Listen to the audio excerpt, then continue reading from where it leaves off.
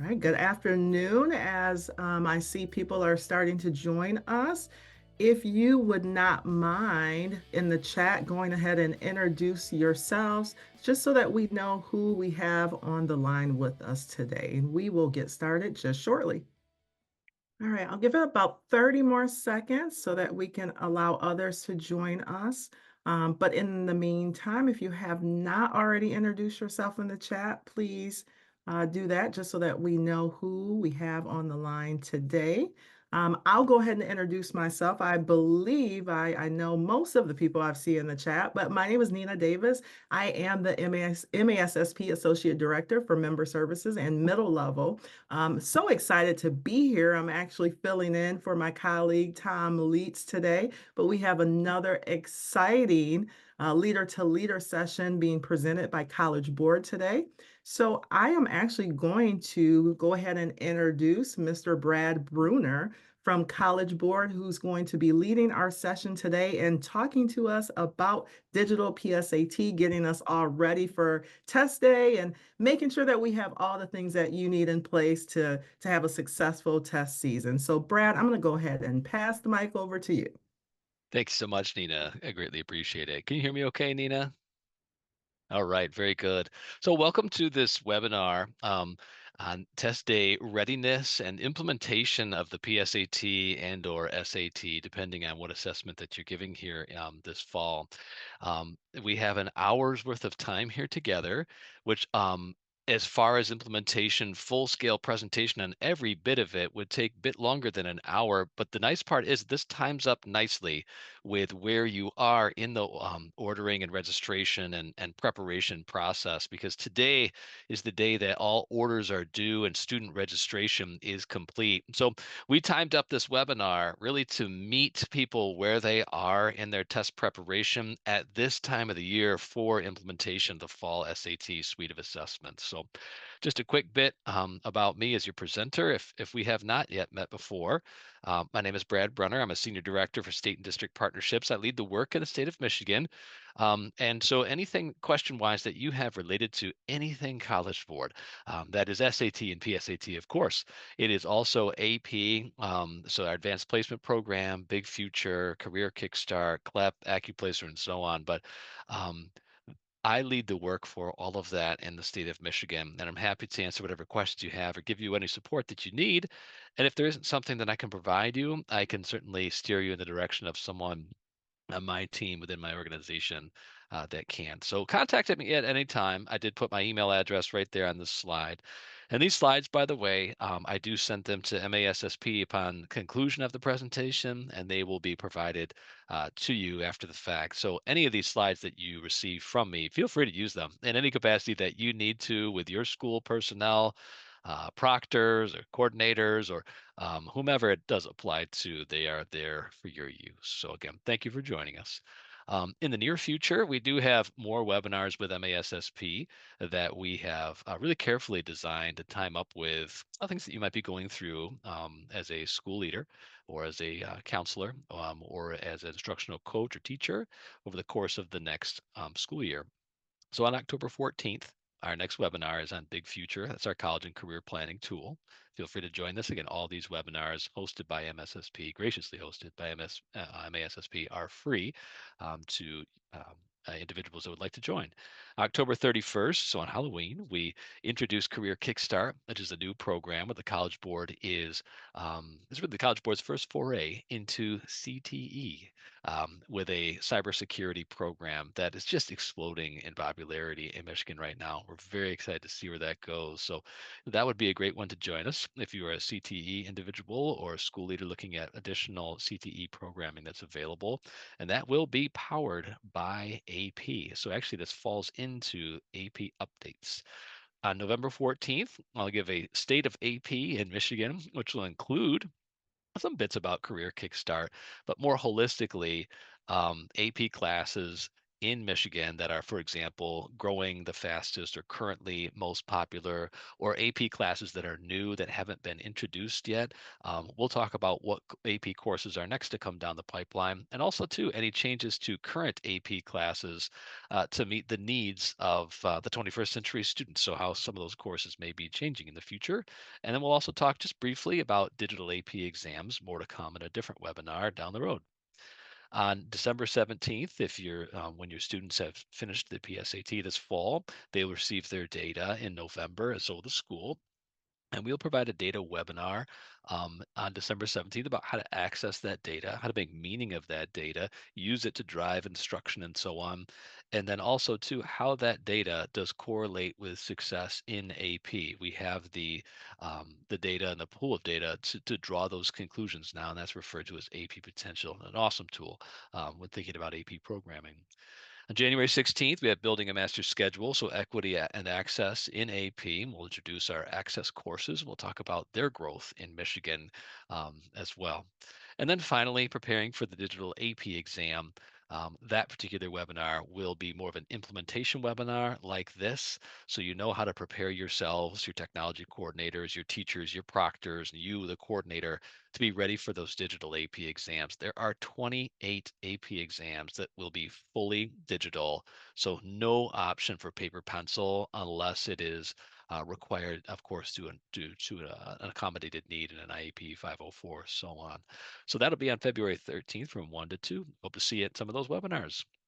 Another important resource, but this is more specific to today, is the in-school educator experience. So our goal for today is implementation of the PSAT as it sits in the cycle right now, September 30th, 2024. I'm going to step out of this PowerPoint here for just a moment. I want to just show you briefly, if you have not visited the in-school educator experience, this is a site that you should bookmark immediately. It is one-stop shopping for all implementation needs for the SAT, PSAT in the fall. So I'm going to step out of this momentarily and bring that up. So if you were to go to the in-school educator experience, I just type it into Google and find it, and I've got it linked to the slide. There's just a couple of banner announcements up at the top on the hurricane, the impact on testing there. But if you enter the in-school educator experience, you will see a banner on the left-hand side. Depending on the size of your screen, it might pop up, or you may have to click on the three little pancake icon up at the top left. But you'll see that categories of different aspects of the SAT and PSAT on the left. So educator experience, home, getting started, digital testing applications, very sort of low level introductory knowledge into the digital SAT and PSAT, overview and timeline, which we'll talk about here briefly. These would be things that likely you've already looked at this point. Training is happening right now. So if you have questions, or if your staff has questions on accessing training, this is a place to go to access that. So if you click on it, you can log into your training directly from here. And for your test coordinator, it talks a little bit about who has to actually do the training. And down below are some frequently asked questions about it. So who should complete training, training topics, when to complete the training. If people are asking you how long it is, you can answer those questions, tips on accessing and course completion. And this is one update this year. As a test coordinator, the people that are helping you operate the test, like your proctors, room monitors, hall monitors, when they complete their required training, they actually receive a certificate now. And that certificate can be sent directly to you so that you can monitor that. There's also a dashboard where you can monitor their training course completion now, which we'll mention here briefly too. So those are some new updates, and these are some new locations where training is located. If you are doing anything with accommodated learners, which the majority of folks in the fall are, but this should be done by now, registering students for accommodations. And this is new, supporting EL learners. It's new for the PSAT and MSQT in that they receive time and a half accommodations. So accommodation information here. This should be largely done by this point in time. SOAR tasks, this is our SAT suite ordering registration system. This piece should be done except for student registration. That the last day for students to be registered and validated is today. And so if you have not completed that yet, that'll be something that you will want to expedite today. And then finally, test day readiness, which we're going to focus on today, is accessing using the test day toolkit for coordinators and for proctors, and then completing the digital readiness check. There have been a few updates to the system here, which will make sure to point out there to you as well. So if you haven't done so yet, going back to what I mentioned just a minute or two ago, bookmark the in-school educator experience, one-stop shopping for all those things that I just mentioned.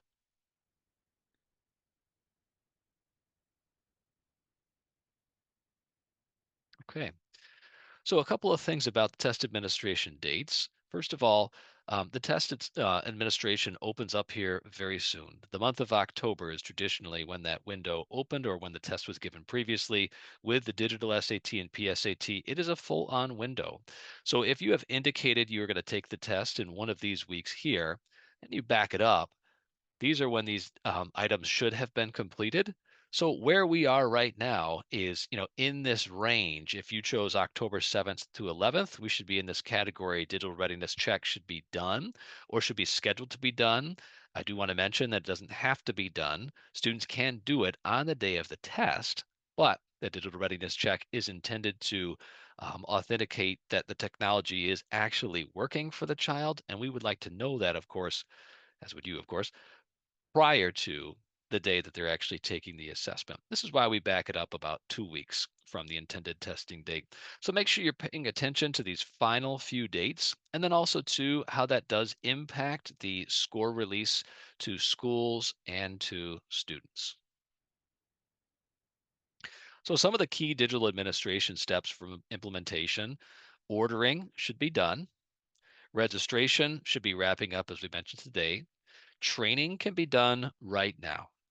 Training does have to be done before the test starts, of course, by all the individuals that is required for that you saw in the in-school educator experience. But that can be done at any point in time right now. Test coordinators, I would recommend that you finish that now if you have not done so yet. It does include items on digital readiness, which is what we're going to focus on today. So making sure that Blue Book has been pushed out to the computers, making sure that test day toolkit is installed properly or accessed at minimum by the test day coordinators and the proctors. And then in October is when you administer the assessment. So right around the corner. And finally, scores and reports momentarily late October to mid-November. So you and your test coordinator role, the primary things that you would take a handle on are validating student registration data, submitting test orders. You identify staff that will administer the test. You oversee planning and test day activities for all students. And you identify a technology coordinator and monitor to make sure that technology is not getting in the way of students and their ability to take the test. And then you review and submit irregularity reports when it's all said and done by your proctors. So these would be the three individuals that you are working most closely with: your monitor, your proctor, and your room hall and monitor. And each of these individuals will be entered into the test day toolkit as part of the administration of the assessment. So some planning and policy updates. So new this fall are EL supports for NMSQT, PSAT, NMSQT, Saturday testing, system timing updates, answer submissions, dismissal procedures, score release, fall dates, and deadlines. We'll mention a quick bit about each of those. So EL supports, as I alluded to earlier, are now available for the PSAT, NMSQT. This is the first time that they've been available. That's a time and a half accommodation. They are entered into SSD. They are, generally speaking, automatically approved, assuming that the school is just making an honest assessment of that child using their definitions of qualification for EL. And then they put that into SSD, and those students receive time and a half accommodations. That's a significant change going into this fall. System timing updates reduces from 2 business days data that will be uploaded into the test day toolkit. So if you have registered and uploaded your data into SOAR, that will be flowing through the system into the test day toolkit within 24 hours. That does help. If you have not registered students now, you'll see those changes in the test day toolkit here very soon. So a bit of overview of the test day toolkit, because this is where most coordinators are right now. So we do believe this is probably the most relevant component of this webinar when it comes to timing. So just a quick reminder that there are basically two software systems that are used to administer the SAT suite of assessments in the fall. You have the test day toolkit, and the test day toolkit is the system that is used for proctors and test coordinators to set up the actual test itself and then administer it.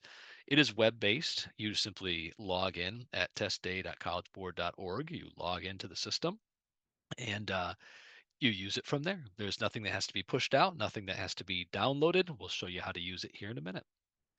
The other item is Bluebook, and Bluebook is an app that does need to be downloaded prior to test day. Generally speaking, in schools, it is most often pushed out by a technology coordinator or monitor well ahead of time. In fact, most schools that I work with now, Bluebook is already installed. If you haven't done so yet, it's a simple installation by your technology coordinator. It was probably installed in the past, last year, either in the fall or the spring. It does update automatically unless you have automatic updates blocked. If that's the case, you'll want to unblock that as soon as possible. The last update for Bluebook was provided on September 26th, and so that'll likely be the last update going into the October um, testing month when the window is open.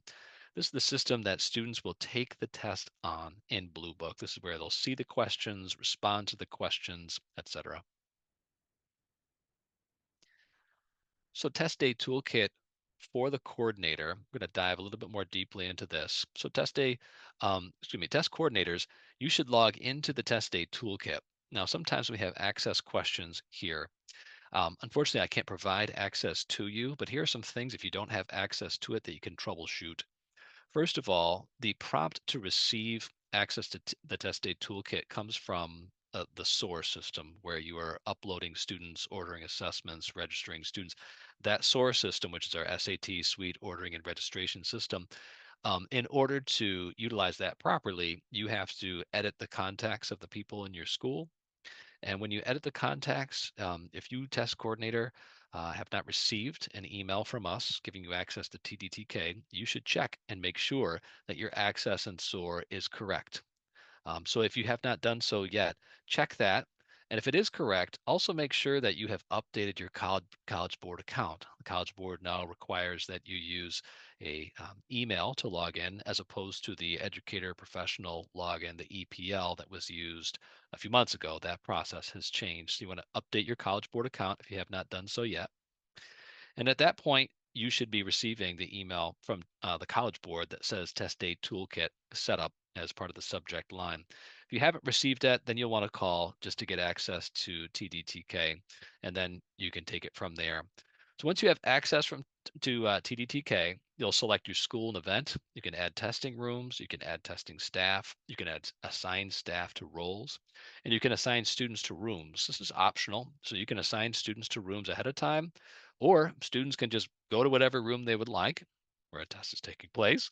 And when they sit down, they can put in the room code and then they are automatically in attendance and accounted for in whatever room they choose. So those are some options that you can take advantage of depending on management, size of your school, lots of factors to take into consideration there. You can make that choice. And then from there, you can print student sign-in tickets in the test day toolkit, and that's what the students use to access Bluebook, and then the students take it from there in Bluebook. I do want to step outside of the PowerPoint here briefly and just go into a sandbox tool for the test day toolkit. The sandbox tool is going to allow me to simulate what it would look like as if I were a test coordinator. There's one piece about it that's just a little bit out of date. I'll show you what that is. Otherwise, it's accurate. So when you log into the test day toolkit, you choose your site and you choose your assessment. This is a sandbox tool, so it doesn't have that as part of this, but you'll see that information up here. And when I go into the test day toolkit, I have a number of options. I have my home screen, which looks like this. I have a help screen, which is some frequently asked questions and troubleshooting information. I have a list of rooms that I've set up. As of now, in the sandbox, I've set up none. And then I can add staff. I have added none. And then if I have students that have been registered in TDT, or excuse me, in SOAR, they'll upload into Test Day Toolkit and you'll see their information on a screen that looks very similar to this. And then this part here is the part that's changed. It's now referred to as downloads. And in this downloads section, you can print student tickets. You can print off student lists so they know exactly what room to go to, room number to go to. It's helpful to print, tape up on the wall so students know where to go on test day. And then you can also download all the student information and testing room information into an Excel file and then just use it as you see fit, manipulate it as you see fit. And then irregularities has not changed. This is where irregularities are communicated. So if you go into the test day toolkit to set up a room, again, this is a simulation, you click on testing room and you click on add room. From here, you can click on a couple different things. If you have rooms from years past, you can import those rooms. So if you had rooms from the spring, you can import them all into this test session and just use them over again. Obviously, expedited way of setting this up. You could also do that with staff members as well, but we're on the room list here. So if you need to add new rooms, you can click on add a row. And from there, you can name your room. In this case, it just fills it in there for me. But you can name it either by the proctor or by the room name itself and the number. And then we typically ask that you put like a month and a timestamp on there as well to help identify this room. If you have to go back to it for irregularities, that's really important. And then for each room, you do have to put down a capacity as well. So how many individuals does this room hold? Off to the right in this box here, these are the testing groups, and you can assign a group to a room as well. These groups are, let's see if I can drop out of that. There we go. I'll come back to that. So each of these rooms, once they're saved, this is what it looks like. You have your room name, and then you have your grouping associated with it. These groupings are dependent on the accommodations the students receive in SSD that they're approved for. So S1 is standard time, for example. S6 is more than double time. S3, time and a half. If you have questions on that, you can go to the accommodations manual to get more information on that. So if you're looking to add more rooms, takes me back to that screen. You can add more just one by one, room name, capacity, save, and then once it's added, it will drop down here. And then these are the rooms that you have created. And here's more of those groupings. And when you do upload your students into TDTK, it'll let you know how many students you have in each one of these groups. And obviously that's helpful for planning. So for our gen ed students receiving standard time, you have 46 of them, so you obviously need to find a room that has enough space for those students. If you click on that button, it'll show you the students. So that's how you set up all rooms, just in a nutshell. And then to set up staff, that's very similar. You can import staff members from previous iterations of the SAT or PSAT. That's why last year was more heavy lifting. You're adding a lot of staff information. If they're going to be proctoring for you again, just carry them over through the import function. You can do that by filtering. When you want to add staff, pretty simple here too. You're filling in first name, last name, email. If it's their first time getting in the test day toolkit, click that because then it will push out a notification to them, an access notification there to them. If they've used test day toolkit previously, they'll be able to access it. There is a two-step verification to accessing TDTK simply because these individuals are operating the assessment for these students. A lot of confidential information that flows through that process, of course. And then when you are giving individuals access to Test Day Toolkit, it is our strong suggestion that proctors should not be granted access to it until test day because they can access a room code and so on prior to test day. If that happened to get in the hands of students, then students can move down the flow of checking into the SAT and PSAT. We don't want that. So we would highly suggest that you grant them access to the test day toolkit on the day of the test. So you can set everything up for them well ahead of time. You can do that today, but don't grant them access until the day of. So you would go into the test day toolkit as a coordinator and you would make that change. So if you filled in the data, I've got some generic data here for this individual. I click add staff and then you'll see your staff here. Off to the side, sign in success. Once the individual is signed in, this will turn green and that way you know that they've actually gotten in. So if they haven't gotten in before test day, then you might want to check in with them and see if there's anything impeding them from getting in. But they will receive an email that allows them that access. So if they haven't accessed that yet, have them check for that email. And then if the toolkit access has not been granted yet, which you'll do on test day, then that will turn green here. Your student information, we saw this a little bit earlier, but you'll see your student name, their registration number, their testing group, any accommodations required, and at room if it's been assigned. These students here have been unassigned. Attendance will pop up once they have arrived to the assessment. They put in the room code, and then attendance will start validating for those students as they begin the testing process. Irregularities are submitted here. I've got a screenshot. I'll show you that momentarily. Let's step out of our sandbox tool and go back to the presentation. We left off here. So if you haven't accessed the Test Day Toolkit, you go to testday.collegeboard.org. That's where you sign in. Just a couple of screenshots. This is what, as I mentioned, that the sandbox tool that I showed was just one little bit out of date. It was just this screen here. This is called downloads now. That's the only change from what I shared with you. So when you log in, just a reiteration, you'll choose your test site, your role, and then your test administration. And that was not part of that sandbox tool, so I'd make sure that you see it. And then you add testing rooms. I have some more information here, just reminding you about when you do the naming of your testing room, like here's what that would look like, location, date, and a timestamp on that. Brad, can I interrupt for a moment Yes, here? of course. Go ahead, I have a Nina. question from Yeah. Elizabeth. She's asking, she has teachers that are stating they are unable to log in for the training. Has she assigned the training to them would be my question. So if they are proctors, they should be added into the test day toolkit. That will prompt them to be able to log into the training. It shouldn't be an issue. I mean, it requires your AI code for your school, College Board account. It shouldn't be a challenge. I would say to that individual, if you've assigned them as the proctor, then they should be prompted to do the training.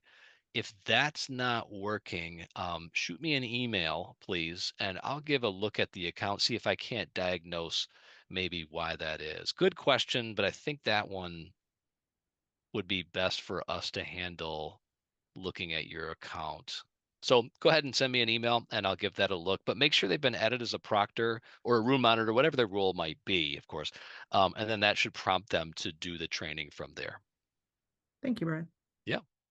Okay, we do recommend adding a late room as one of your rooms for those students who do not show up on time, which happens. Uh, what do we mean by being on time? So when a student enters into a room, they're given a room code by a proctor. They enter that in. And when all students are there, or when the proctor is ready to move on with the test, they're given a start code. And as soon as that start code is given, that test is in session. And so no one is allowed to arrive after that start code is given. So if a student tries to come in a minute or two after that, it's too late. At that point, according to our policies, that individual must go to a different room. So as soon as that start code is given, the test is considered to be in session. Okay, so when you're adding staff, just a couple of screenshots you can use to look back on. So in case, as we're moving through this webinar, which we do move through quickly because of the breadth of information, I did share with you screenshots of every bit of that toolkit. So you can see it there as well. So you can go back and review. Here's some screenshots again, just what it looks like to add testing staff to the test day toolkit.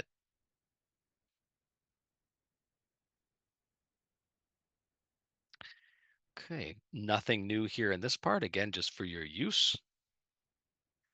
That sandbox tool is a helpful tool and will hopefully be updated with that one change by spring. Now, here is an update to the test day toolkit that is not part of that sandbox, and I haven't mentioned it yet. So when you go into the test day toolkit now, one of the pieces of feedback that we got from our test coordinators, thank you, was that they weren't able to see enough students on one page in the test day toolkit. We limited it at 30 before.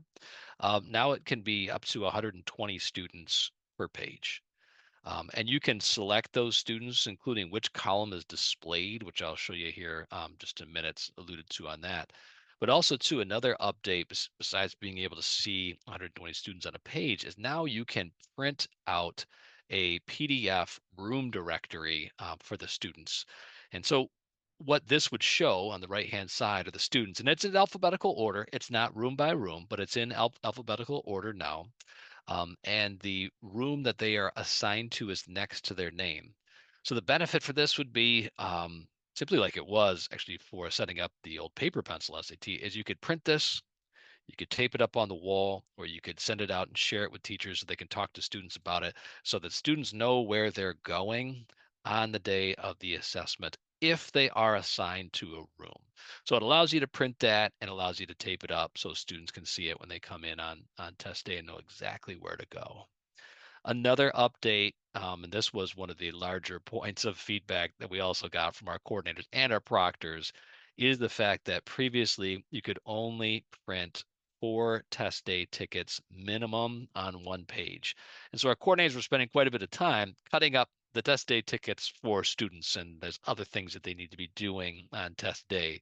So now you can print either 4, like you used to be able to, or 2 per page, or 1 per page. So a simple update that we do believe makes life quite easier for the test coordinator leading up to test day, is you can print them one by one. So on that test ticket, it includes the user ID and the registration number, plus the student information above that. It does not include the room number as part of that, because again, that is optional as to whether or not you assign a room to students ahead of time.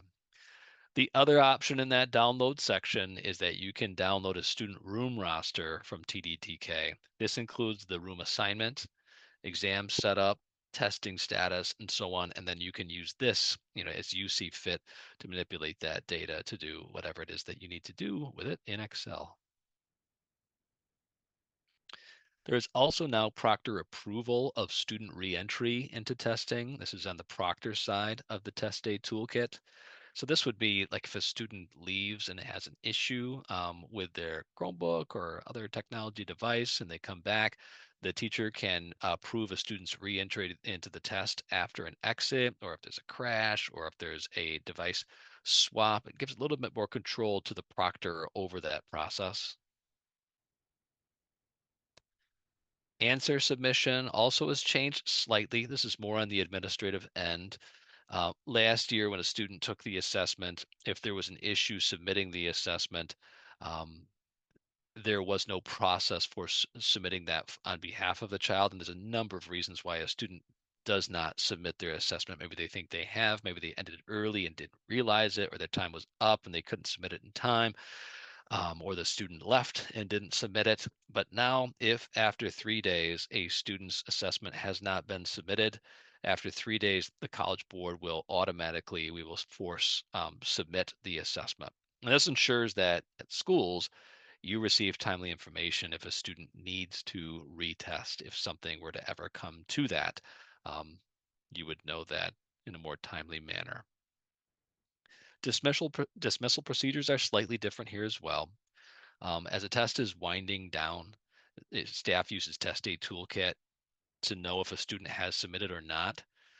And the Test Day Toolkit procedures for students who have not submitted, they will stay with the proctor, so that the proctor can use some of the frequently asked questions and troubleshooting items to try to see if they can figure out what prevented a student from submitting it. So there's some procedures that are in place there now for that, again, just to help on those rare circumstances that a child was unable to or could not submit, whatever the reason might be. Now, the digital readiness check, which is coming up here quite soon, the digital readiness check, this should be scheduled within 2 weeks of the actual assessment itself. So again, if you're testing on October 7th, this should already be done. It does not have to be done. That's just a soft 2 week deadline. Again, the goal is make sure that the technology works as one of the primary goals. We want to ensure that Blue Book is installed correctly.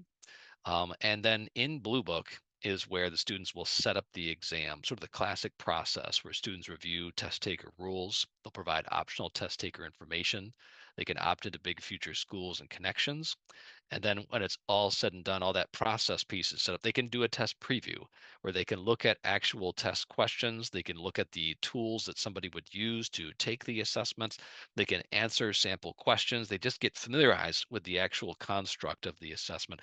If you have students taking the PSAT 8-9, this is crucial, because if they're an eighth grader, this is the first time that they have likely, as an eighth grader, have seen this assessment before. And it's different than other assessments that they may have taken leading up to this. And so they should have the opportunity to familiarize themselves with it and remove that variable about how the test works, focusing on just assessing their knowledge. Okay. Some other components of the assessment is the SAT Suite District Readiness Dashboard. This is a significant improvement from years past. But if you are a district um, assessment coordinator, you now have the ability to access a new readiness report through SOAR. And it is not just overall accountability for ordering and registration, but it is about who has accessed the test day toolkit and how far along are they in building up that test day toolkit so it's ready to go for the assessment itself. And then you can monitor testing in Blue Book, including student progress and submission times. This is a significant upgrade to what we've seen in the past and was one of our primary points of district feedback that we saw. So the dashboard itself, there's district level data that allows access to all of these items here in SOAR, Test Day Toolkit, and a Blue Book. Provides counts of students at the district that have been registered, completed exams set up, percentage of students who have done so, and so on. And then school level data, so a list of all schools with the test order, name, AI code, details about the order, registration information, test day toolkit operation, and Blue Book installation, including exams test setup, students who've started testing, and those that have submitted tests. So to access this dashboard, if you're a district level person on the call, you go into SOAR to access it, and you stay in SOAR to view all of the things that I've just mentioned. So SOAR is not just about ordering and registration anymore at the district level. You monitor the entire process now in SOAR. Again, a significant enhancement to years past. So you would access that right on off here to the right-hand side where it says your district's test day readiness dashboard. And that dashboard looks like this. So if you're a school personnel in here, it's interesting to see how the district does monitor what you're doing in the test day toolkit. It's organized by assessment. So school progress, student progress, detail by school, download and export for each one of the individual assessments, test dates, actual test dates, school name, uploaded data, registered students, test day toolkit, started exam setup, and started testing across the board here, across the top. Amplifying some of that shows total schools and process, those that have uploaded data, registered students, and so on. Shows student registrations, exam setup, those that have started the test, and those that have submitted. And then amplified across the top here as well, so you can see it a little bit easier. These are the columns: test ordered, uploaded, registered students, so on. So that's a new enhancement at the district level. At the school level, it's not available just yet. We'll see here for the future, but right now, district level organizers and test coordinators can see that. All right, so let's take a look at some of the Blue Book updates.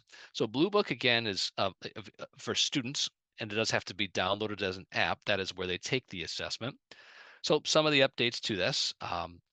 Last year, students were able to highlight and annotate their work in Blue Book using one color of a highlighter. Now there are multiple colors of a highlighter that students could use. A simple update, but many students do use various different colored highlighters to highlight different components of a text in the reading, writing, and/or in the math section.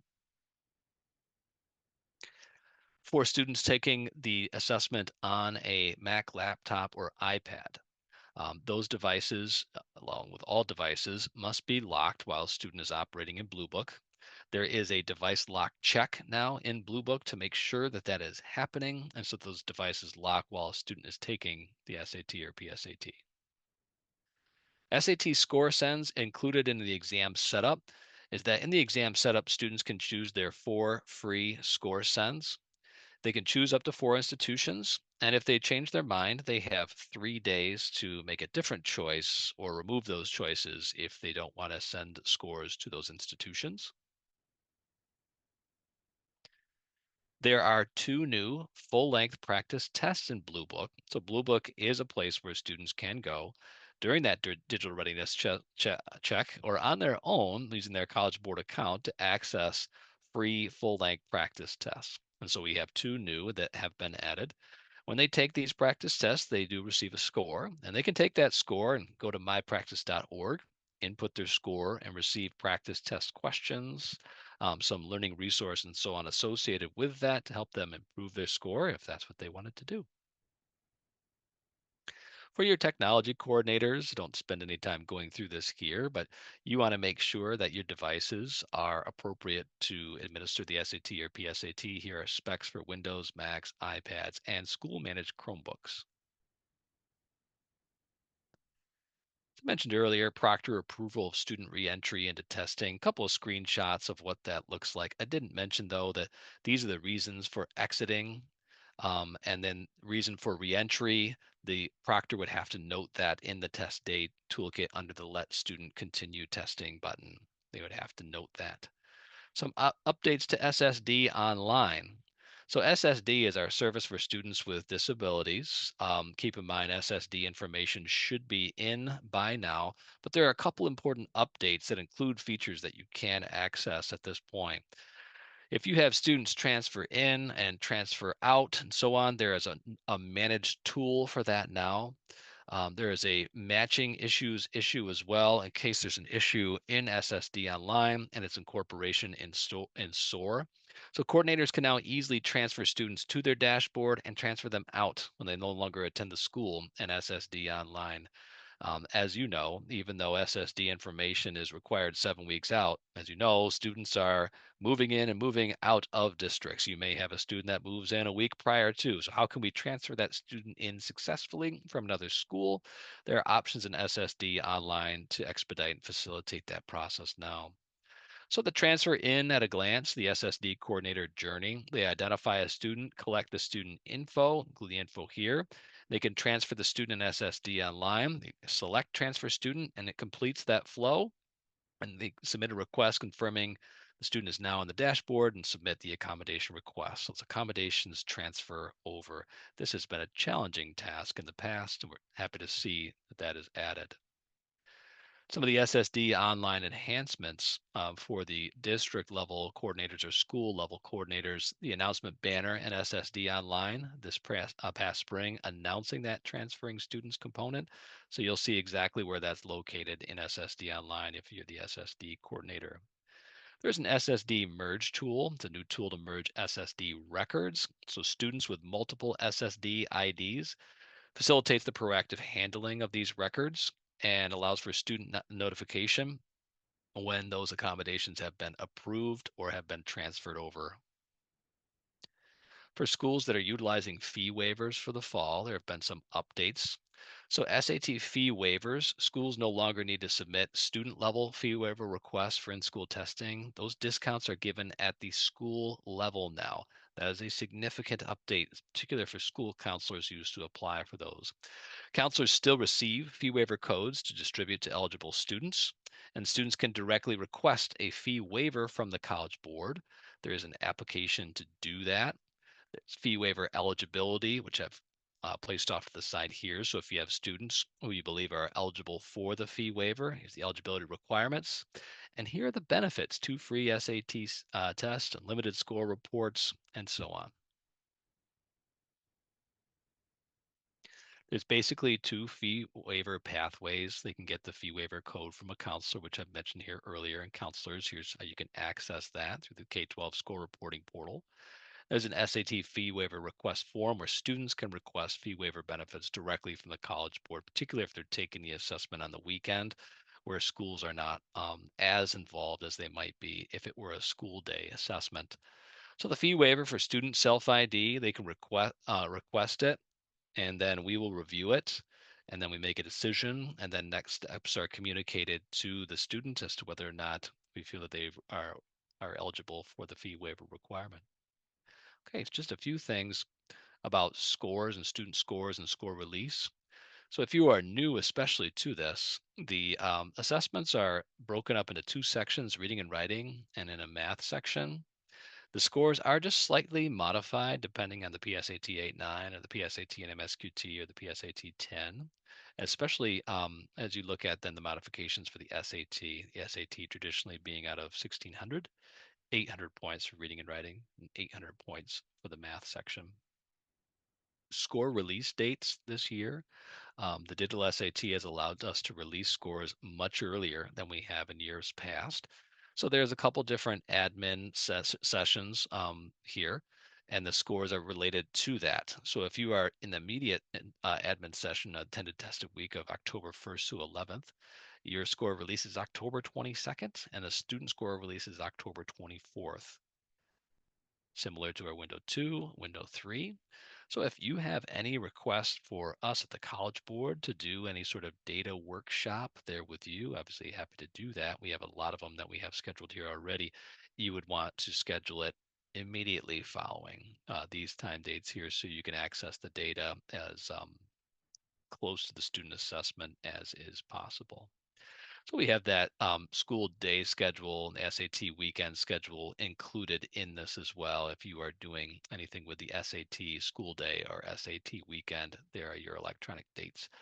Excuse me, your dates for when the electronic school reports are available.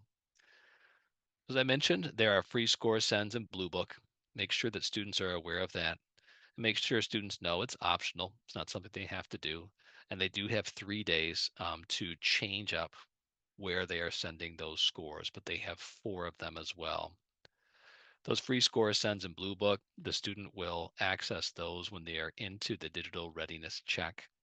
And so I'm going to step outside of this and show you a little bit of what the digital readiness check looks like, because that is typically the next big step for schools right now is to access what we call the DRC and set that up for students. So I'm going to hop on over to a separate presentation where I have this set up.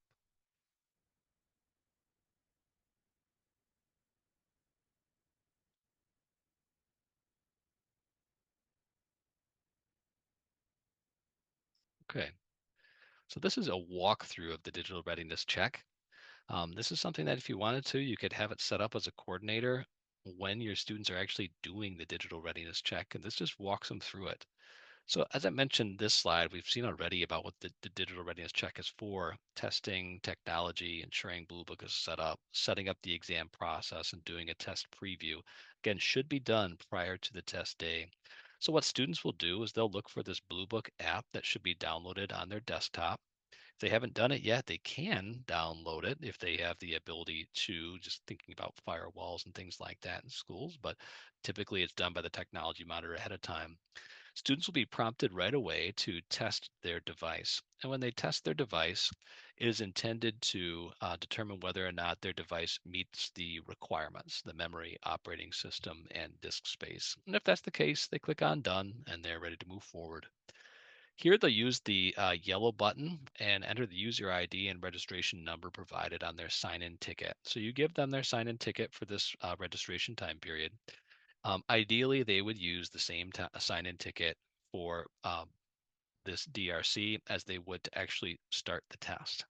So they'll click on that yellow button, and then from there, they'll place their user ID and their registration number into Blue Book. And then they have to agree to the privacy policy and use of this app. From there, they click next. At that point, they have the ability to monitor just a few things about their test. So they want to verify their test card is showing the exact test that they're taking and that is active. While they are here and near kind of the end of the digital readiness check, just a couple of things to keep in mind is that at this point during the digital readiness check, you're not providing a room or a start code before the test day. And you want to make sure that you're not doing that during the digital readiness check, or else they're in that check-in flow, and we don't want them to be there at this time. So if a student is asking for a room code, they have moved into actually beginning the starting stages of their test. We call it like the check-in flow. They can back out of that, no problem, but they have gone down the wrong path at that point. So they should not try to check into their test. So they will compare their test ticket and Blue Book. They'll see if the correct test is displayed, the correct school name is displayed, the correct accommodations are displayed. And from there, they'll click on that yellow Start Exam Setup button. It looks a little daunting because it says start exam. They are not starting the actual exam itself. They're just answering those pre-questions prior to the exam. So they have the ability to confirm personal information. That's obviously critical here to make sure everything looks correct, in particular accommodations that are listed there for the students. When they are doing that, they will review and agree to the test taker rules. And from there, they have the options of now linking up to Big Future Schools and Connections. And Big Future Schools is where students have the opportunity to put in their mobile phone number, and then they receive a prompt to download the Big Future Schools app. And that Big Future Schools app is where students can access their assessment score right away. In fact, that's the most popular method now of students getting their scores. And they can access college and career planning tools on there as well. And those college and career planning tools come through Connections. Connections is where students connect with colleges that they want to connect with. It's a privacy forward way of doing so, where the student decides which schools to share their information with. Schools don't get to see that, and scholarships don't get to see that information unless a student chooses to allow them to do that one by one. So they have the opportunity, again, these are optional to do that.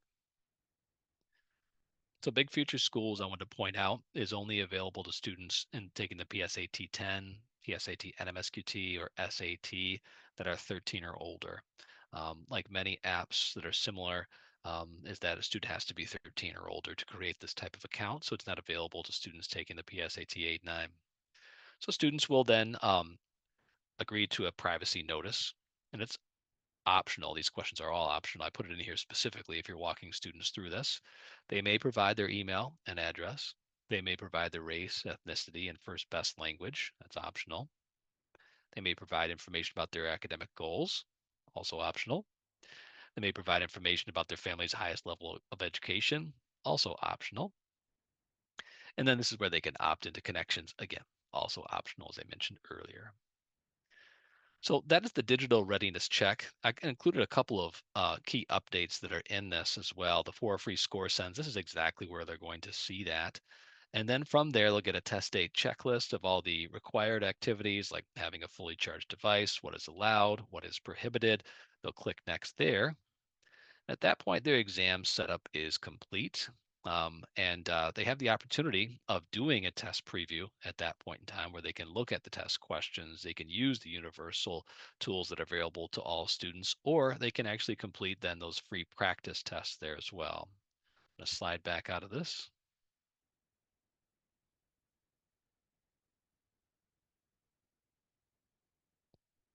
and go back to where I left off here.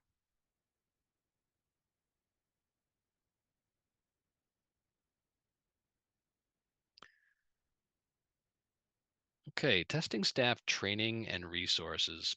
So there are a number of different resources that are available for a testing staff. The test coordinator, testing staff, two versions of that, training for in school. If you do your test coordinator training now, there are portions of it you can test out of now. That's been a new addition to the training. So give that a look if you haven't done so yet, because it does take you through some of the key tools with regard to what is upcoming, such as the test day toolkit and so on. You do have to complete a knowledge check at the end.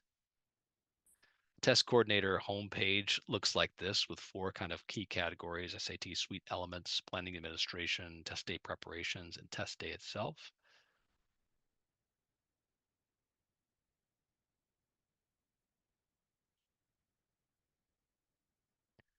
And the in-school educator experience, I included this here at the end just to emphasize the fact that if you have not been to this site, it was intended to be one-stop shopping.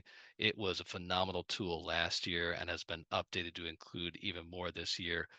We highly suggest that you bookmark that if you have not done so yet. There is a training dashboard that is available to test coordinators. This is where you can go and you can monitor the training staff for your individuals who have required training. You can see all staff linked to their testing locations. You can see their own assigned courses in progress. You can add additional test administrations as needed. You can access manuals in the helpful resources.